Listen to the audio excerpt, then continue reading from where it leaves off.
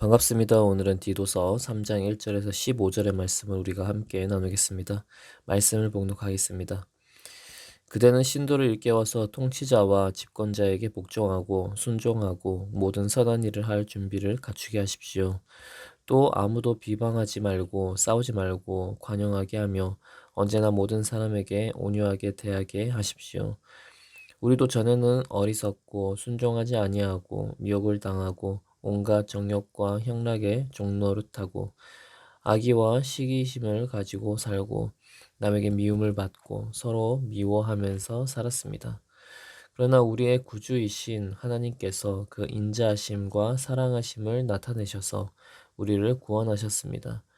그분이 그렇게 하신 것은 우리가 행한 의로운 일 때문이 아니라 그분의 자비하심을 따라 거듭나게 씻어주심과 성령으로 새롭게 해주심으로 말미암은 것입니다.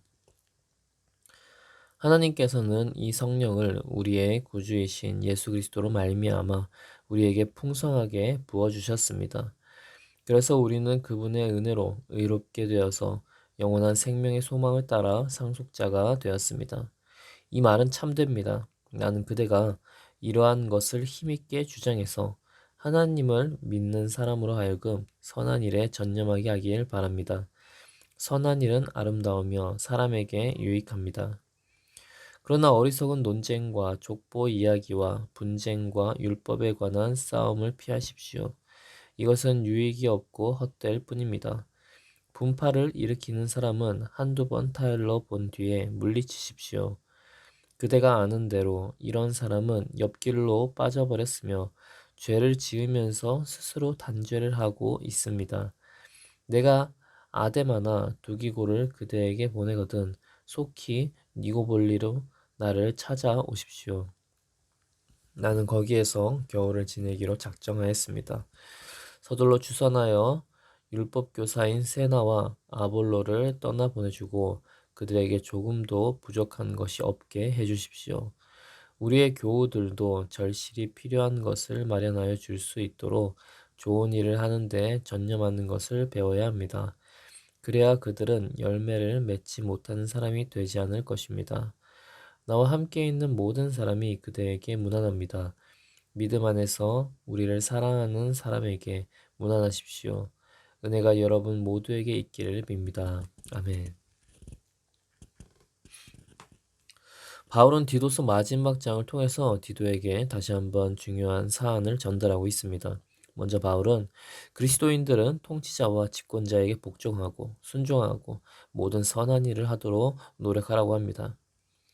통치자들에게 순종한다는 것은 국가의 권세도 하나님께서 세우신 것이기 때문에 그 권세에 복종하는 것이 하나님께 순종한다는 그런 의미가 있습니다. 그러므로 통치자들에게 순종하는 것은 하나님께 영광이 됩니다. 만약에 국가가 하나님의 뜻과 충돌하는 경우에는 어떻게 하는 것이 좋을까요? 하나님의 뜻이 우선입니다. 우리 그리스도인은 어느 것보다 하나님의 뜻을 가장 우선으로 해야 합니다. 그래서 국가에 복종하는 것이 아니라 그럴 경우에 이제 국가에 복종하는 것이 아니라 하나님에 대해서 먼저 순종을 해야 됩니다. 우리 주변에 기독교적 가치관을 가지고 국가에 항의하거나 집회를 하는 경우들을 간혹 보실 것입니다. 그래서 이것이 가능한 것입니다. 하나님께 순종하는 것이 우선이기 때문에 우리가 이제 국가의 어떤 항의나 집회 이런 것들을 할 수 있는 것입니다. 베드로도 사도행전 5장 29절에서 사람에게 복종하는 것보다 하나님께 복종하는 것이 마땅하다라고 이야기를 했습니다. 그래서 그리스도인은 그 통치자들에게 복종하는 그런 공적인 마인드를 가질 필요가 있습니다. 국가와 이제 평화적인 관계를 잘 맺을 필요가 있습니다.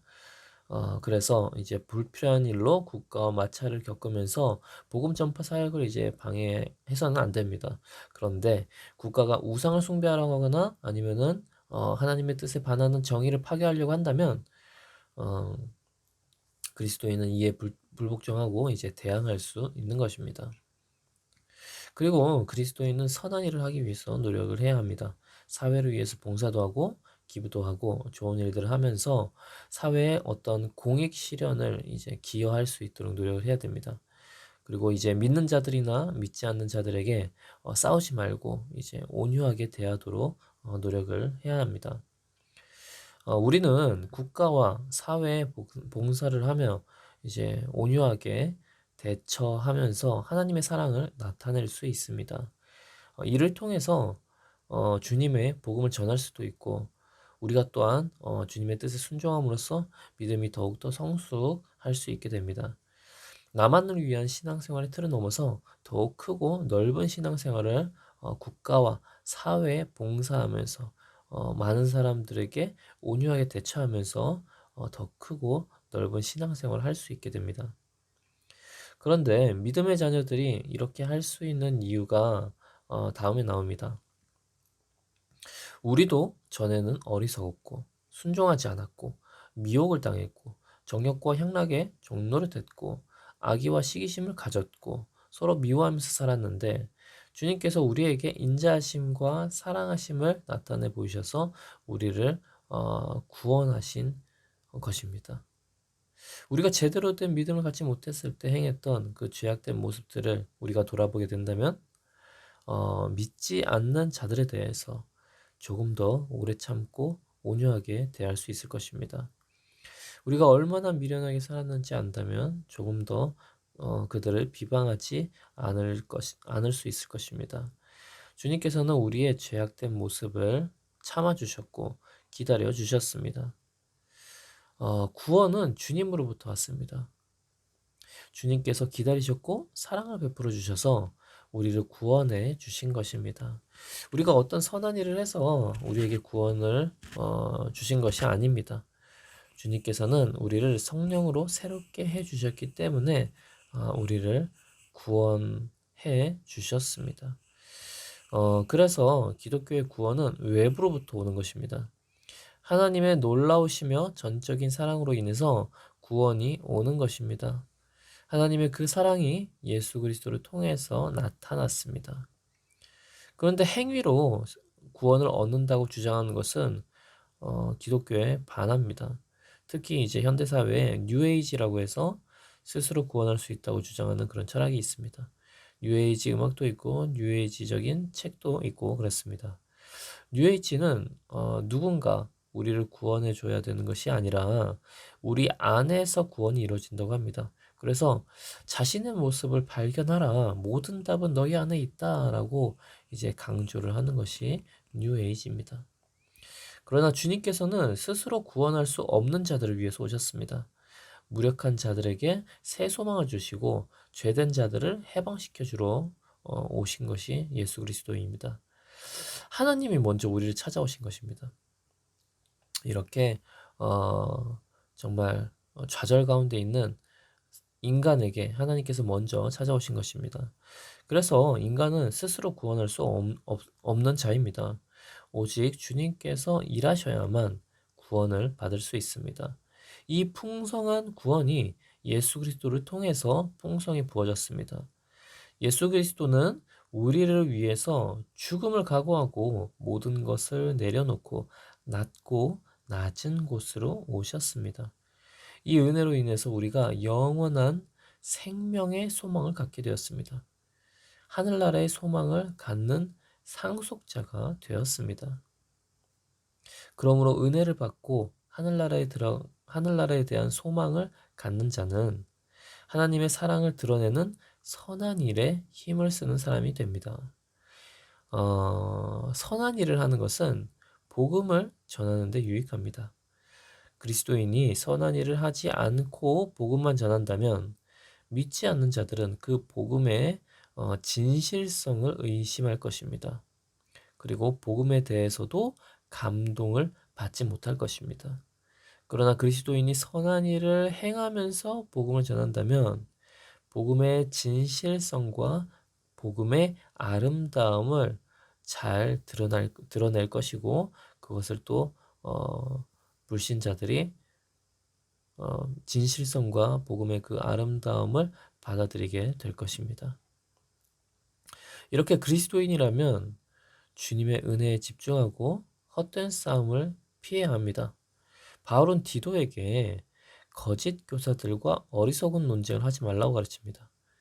바울이 이렇게 싸움을 피하라고 하는 이유는 논쟁으로 인해서 잘못된 가르침이 확산될 수 있기 때문이었습니다. 잘못된 가르침이 확산된다면 교회의 안정도 해치게 됩니다. 그래서 무익한 논쟁을 피하라고 합니다. 그리고 거짓 교사들에 대해서 한두 번 훈계 또한 해야 합니다. 거짓 교사들도 복음으로 돌아와야 될 영혼이기 때문에 그들에게 이제 바른 복음을 이야기해주고 돌아올 수 있도록 하는 그런 조치를 취해야 됩니다. 그러나 이제 그들이 그 제안을 거부한다면 출교 처리를 해야 됩니다. 그렇지 않으면 계속해서 이제 잘못된 가르침들이 교회에 퍼지기 때문에 어, 다시 복음으로 돌아올 수 있는 기회를 준 다음에 그렇게 되지 않는다면은 이제 출교 처리를 해야 이제 교회를 안정되게 지킬 수 있게 됩니다. 그래서 이제 바울은 이제 그 디도에게 아무쪼록 그 잘못된 가르침들이 교회에 퍼지지 않도록 잘 조치를 취하라고 이야기를 하는 것입니다. 그리고 이제 그 믿음을 가진 그리스도인들이 거짓 교사들과는 다르게 믿음의 실천, 선한 일을 하는데 힘쓰기를 바란다고 이야기를 합니다. 우리 또한 쓸데없는 논쟁에 참여하지 않고 주님의 영광을 높일 수 있는 선한 일을 하는데 힘써야 되겠습니다. 선한 일, 좋은 일, 그리고 열매 맺는 행동은 진정한 사랑으로 하는 행동입니다. 진정한 사랑으로 하는 행동은 구체적인 행동을 낳습니다. 그래서 필요한 것을 도와주고 세밀하게 살펴주고 이제 이런 것들을 실천을 하게 됩니다. 이렇게 구체적으로 이제 실천을 하는 것이 바로 진정한 사랑의 모습입니다. 그리스도인이라면은 믿음을 가질 뿐만 아니라 거짓 교사들과 대조적으로 믿음으로 실천하는 자가 되어야 됩니다. 성경의 말씀을 죽은 글씨로, 죽은 말씀으로 취급을 하는 것이 아니라 그 말씀이 정말로 우리 가운데 역사할 수 있도록 우리는 선한 일을 하도록 실천하도록 노력을 해야 되겠습니다. 우리 함께 기도하겠습니다. 하나님 아버지 감사합니다. 아버지 주님께서 우리에게 은혜를 베풀어 주신 것들을 우리가 말씀을 통해서 보고 깨닫는다면 그리고 그런 경험이 있다면 우리가 믿지 않는 자들에 대해서 좀 더 온유한 자세로 살아갈 수 있을 것입니다. 그리고 더 선한 일을 행하면서 우리가 살아갈 수 있을 것입니다. 하나님 아버지 우리가 그런 자가 되게 하여 주시고 거짓된 가르침, 잘못된 어떤 사상으로부터 우리가 분별해서 그런 것들을 물리치게 하여 주시고 오직 주님께서 보여주신 정말 그 십자가 사랑 그리고 그 부활의 소망을 우리가 붙들고 살아갈 수 있도록 해 주시옵소서. 예수님의 이름으로 기도합니다. 아멘.